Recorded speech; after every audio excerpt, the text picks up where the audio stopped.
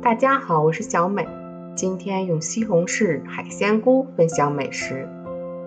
先将洗好的海鲜菇切成小段，装入碗中备用。再将西红柿切成小块，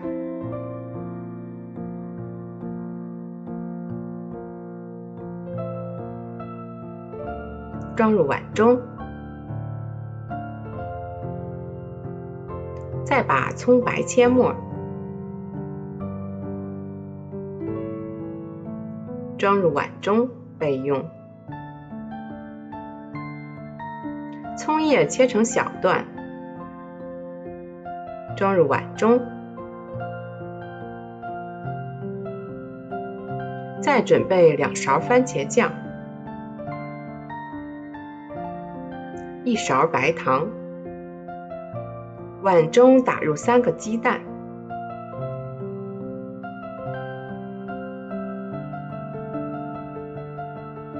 用筷子搅散。锅中倒油，油热后倒入鸡蛋液，将蛋液炒熟，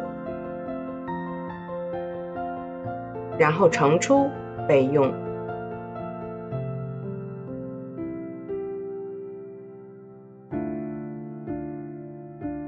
锅中再倒入少许的油，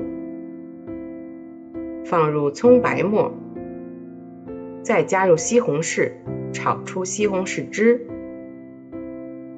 再倒入海鲜菇，翻炒均匀，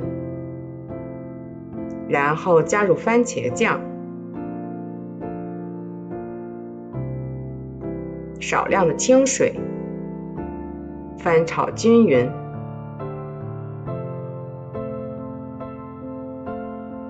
盖上盖子，炖1分钟，然后加入白糖、鸡蛋块、葱叶段，翻炒均匀。最后加入适量的盐提味，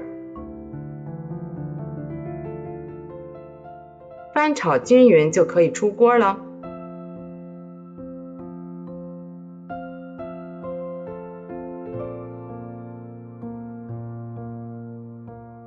海鲜菇清甜可口，搭配西红柿的酸甜，鸡蛋的营养，非常的好吃，颜色也是非常的漂亮。如果你喜欢，也来试试吧。我是小美，喜欢我的视频，记得关注订阅，点击小铃铛，谢谢您的支持。